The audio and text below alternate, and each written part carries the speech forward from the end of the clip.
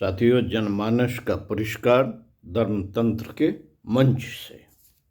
पुस्तक जन्म शताब्दी पुस्तकमाला 30 धर्मतंत्र द्वारा लोक शिक्षण प्रवचन श्री राम शर्मा आचार्य। आइए पढ़कर सुनाते हैं। मित्रों, 84 लाख योनियों के बाद मनुष्य जन्म मिलने और उसका सदुपयोग करके जीवन लक्ष्य प्राप्त करने का अवसर अतिशय सौभाग्य माना जाना चाहिए। इस संदर्भ में प्रमाद करने पर फिर 84 लाख योनियों में भटकना पड़ता है। इस शास्त्र प्रतिपादन को ध्यान में रखने पर भी इसी निष्कर्ष पर पहुंचना पड़ता है कि मानव जीवन एक अद्भुत उपलब्धि है और उसका उपयोग परमार्थ प्रयोजनों में ही होना चाहिए। पीठ प्रजनन जैसे पशु कर्मों में उनका न्यूनतम भाग ही लगाना चाहिए। उपर्युक्त सभी दृष्टिकोणों से लोक मंगल के लिए बढ़ चढ़कर अनुदान प्रस्तुत करना मनुष्य का परम कर्तव्य, पवित्र कर्तव्य ठहरता है। पूजा पत्री के कर्मकांडों के टंठ घंट में मन को इस प्रकार बहकाना उचित नहीं कि नाम रट से पाप कट जाएंगे।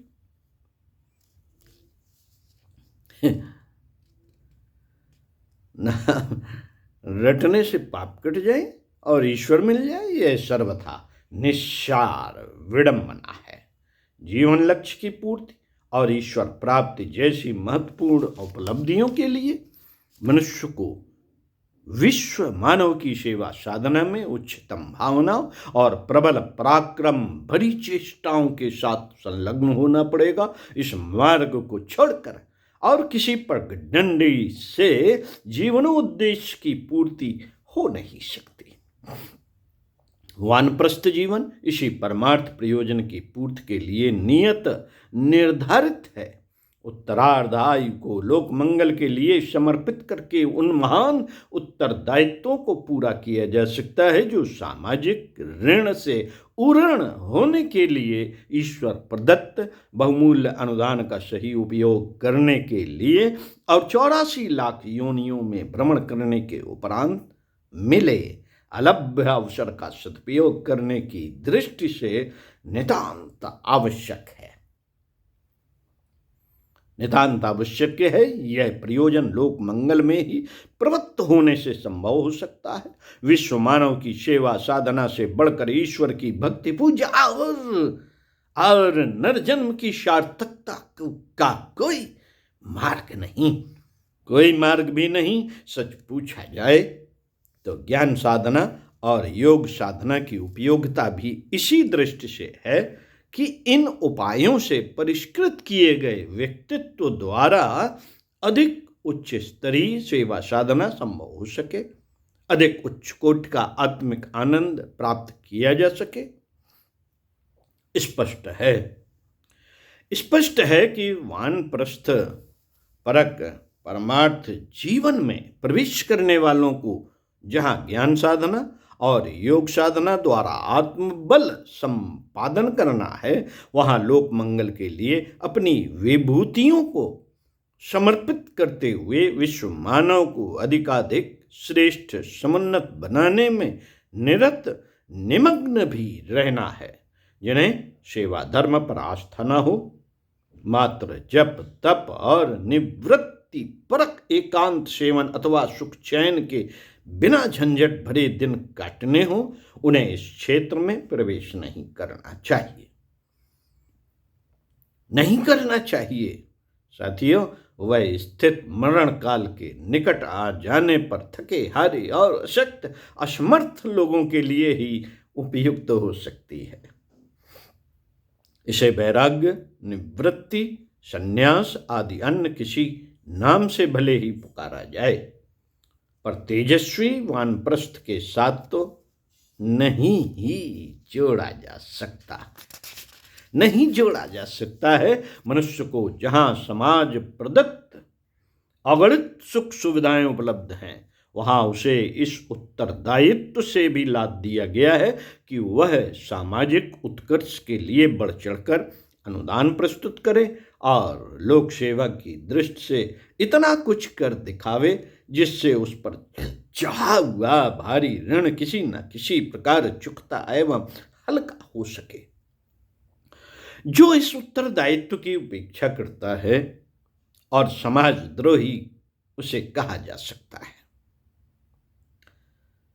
अध्यात्म के दार्शनिक दृष्टिकोण के आधार पर देखा जाए तो मनुष्य को जो कुछ विशेषताएं अन्य प्राणियों से अधिक दी गई हैं, वे शुद्ध रूप से एक अमानत है। परमात्मा के सभी प्राणी समान रूप से पुत्र और प्रिय हैं।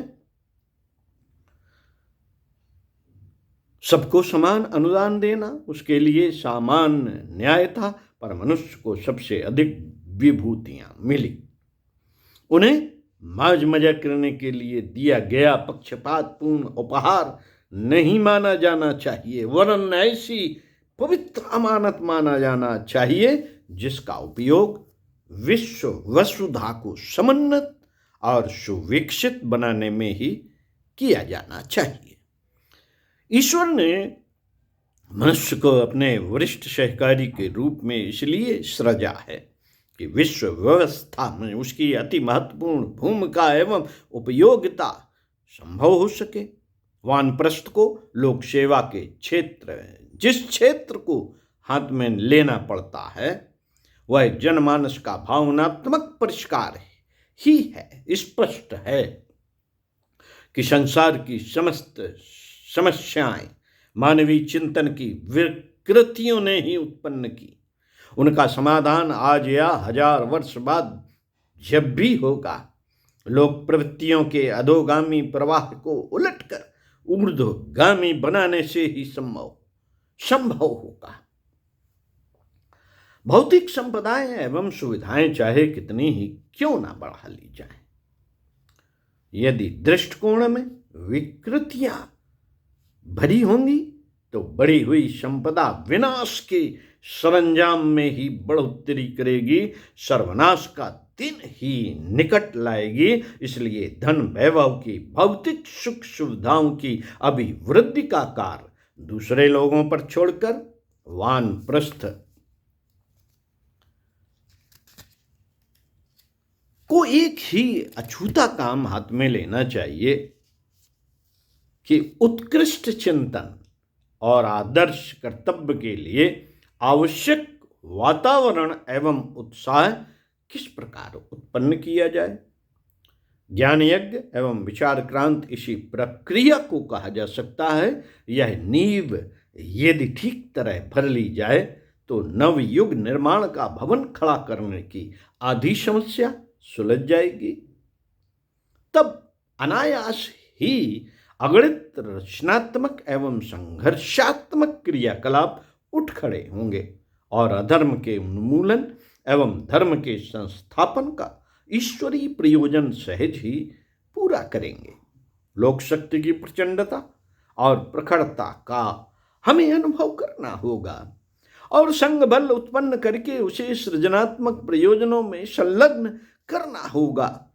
यह कार्य इतना महान और इतना समर्थ है जिसकी तुलना अपराजेय महादैत्य से ही की जा सकती है। जनशक्ति का देवदानव जिस मोर्चे पर भी डट जाएगा उसे जीत कर ही छोड़ेगा। उसके सामने बड़ी से बड़ी शक्ति को भी झक मारनी पड़ती है। साथियों, धर्म के प्रति जन आस्था को भी जो थोड़ी सी धर्म के प्रति जन आस्था की जो थोड़ी सी संलग्नता है, उसका चमत्कार आंखों के सामने है। कुछ समय पूर्व इस देश में 56 लाख धर्म व्यवसायी थे। नई जनगणना के अनुसार वह संख्या अब तो 125 कितनी हो गई, 125 करोड़ हो गई, 80 लाख से ज़्यादा भी हो गई। जनगणना में जिन्होंने धर्म को व्यवसाय कोष्ठक में नहीं लिखाया, जनगणना में जिन्होंने व्यवसाय में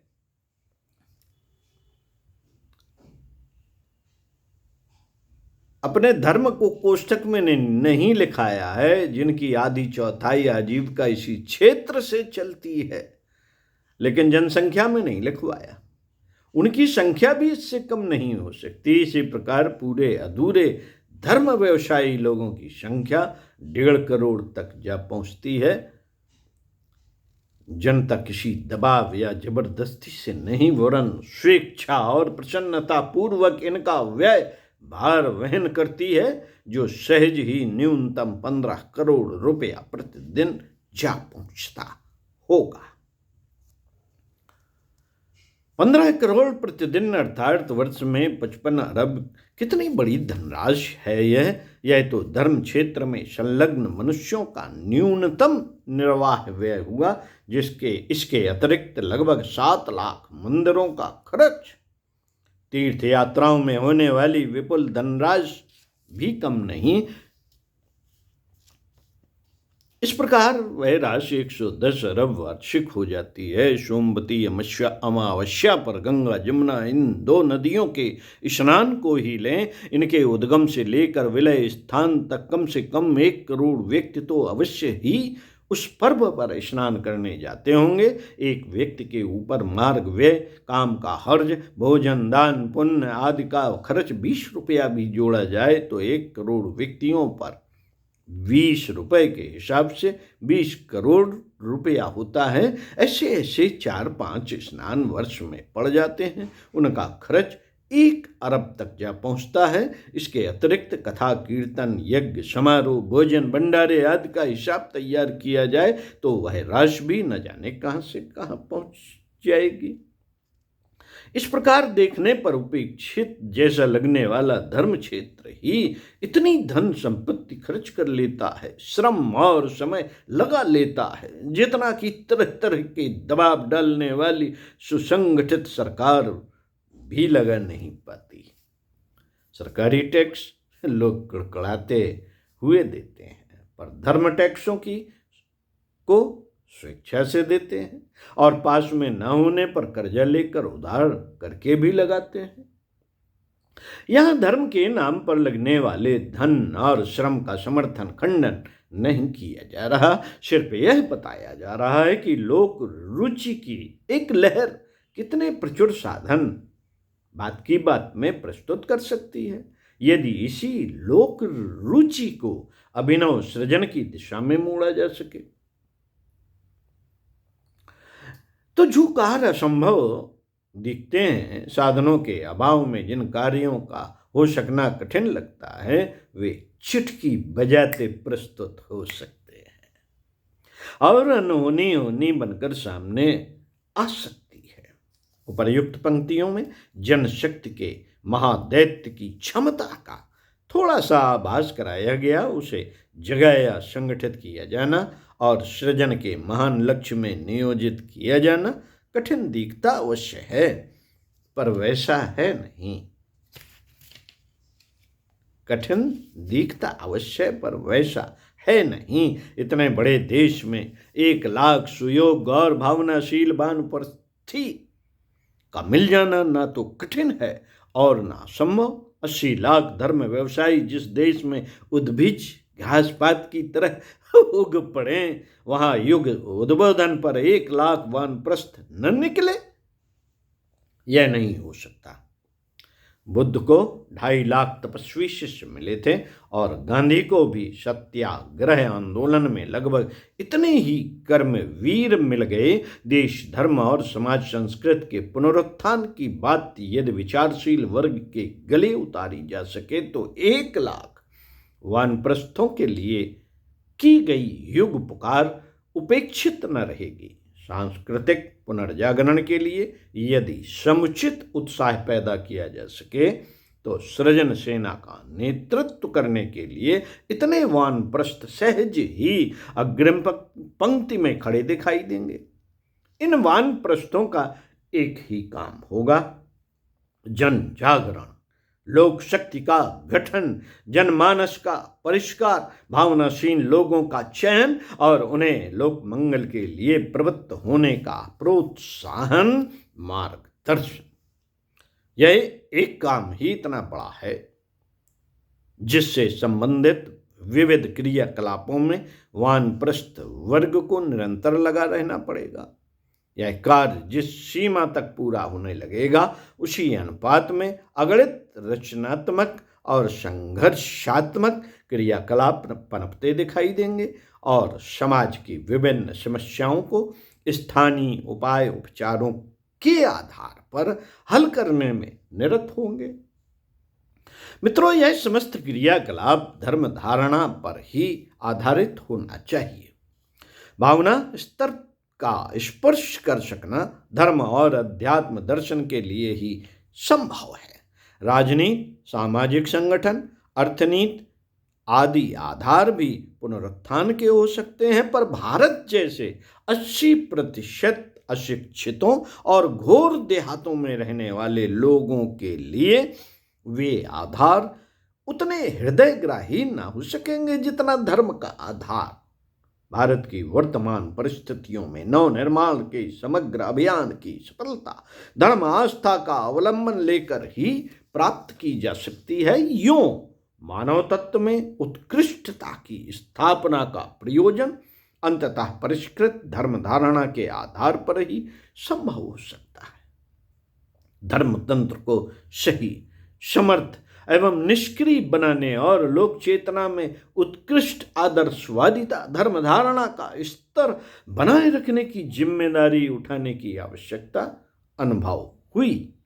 यही वह संकल्प और चिंतन है जिससे युग निर्माण का प्रज्ञा अभियान का प्रादुर्भाव हुआ, उसकी रूपरेखा बनी और विधि व्यवस्था कार्यान्वित हुई।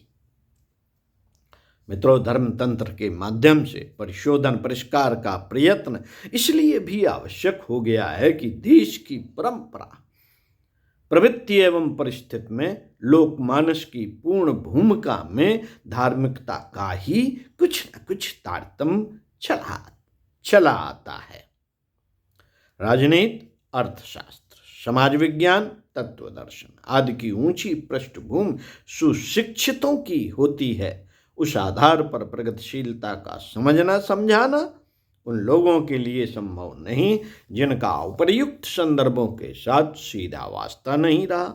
अपने देश की बहुसंख्यक जनता को यदि युग धर्म समझाना हो और परिशोधन परिष्कार की प्रगतिशीलता को गतिशील बनाया जाना हो तो फिर धर्मतंत्र की पुरातन पृष्ठभूमि के सहारे।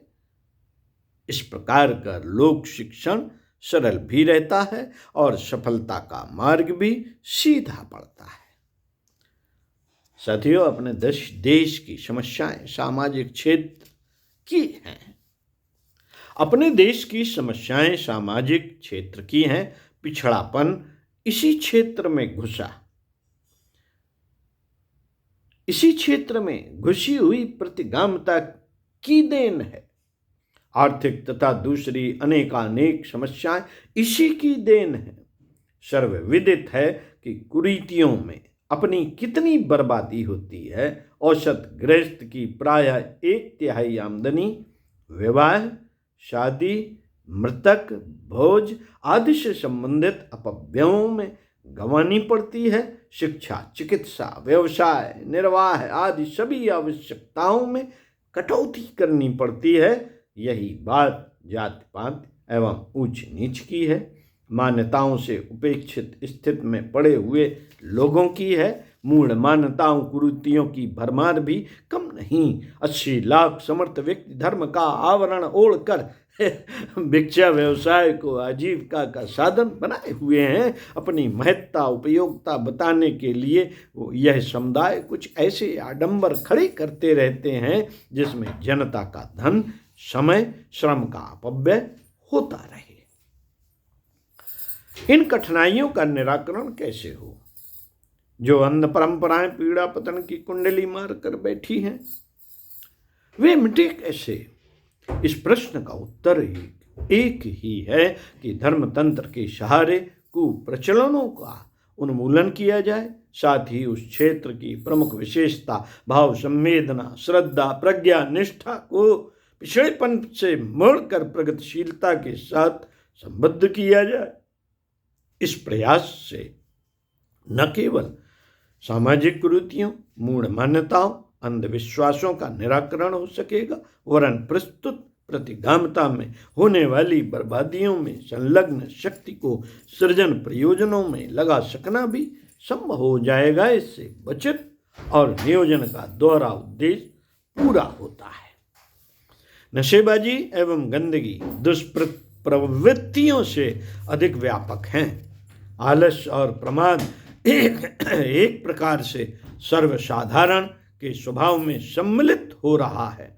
बाल विवाह, अनमेल विवाह जैसी कुरीतियों की भरमार है। अपराधी प्रवृत्तियां भी बढ़ती ही जा रही हैं। सहकारिता सज्जनता के तत्वों को अभी बहुत अधिक उभारने की आवश्यकता है। इस क्षेत्र में सुधार परिवर्तनों की जिम्मेदारी धर्मतंत्र को उठानी चाहिए। राजतंत्र व्यवस्था ही संभाल सकता है। राजतंत्र व्यवस्था ही संभाल सकता है। लोकमानस का आदर्शवादी परिवर्तन कर सकने जितनी गहरी पहुंच उसकी है नहीं। राजतंत्र के कंधों पर धर्मतंत्र का बोझ न लादा जाए और उसे उठाने के लिए उन्हीं को आगे लगाया जाए जो इस संदर्भ में रुचि रखते हैं तथा कुछ करने में समर्थ हैं। धर्म के वास्तविक स्वरूप को उसके सनातन स्वरूप में जन जन के सम्मुख प्रस्तुत किया जाए और उसकी दुष्प्रवृत्ति उन्मूलन एवं सत्प्रवृत्ति संवर्धन की क्षमता का समुचित सदुपयोग किया जाए। धर्म के प्रति जो श्रद्धा जमी चली आ रही है उसे उन सृजन प्रयोजनों के लिए नियोजित किया जाए। उपयोगिता को श्रद्धा उत्पन्न करती है। मित्रों, उपयोगिता को श्रद्धा उत्पन्न करती है। धर्म की उपयोगिता और क्षमता सिद्ध करने के लिए प्रज्ञा अभियान के अंतर्गत उसी भाव शक्ति को लोक शिक्षण में, लोक निर्माण में नियोजित किया जा रहा है। श्री राम शर्मा आचार्य।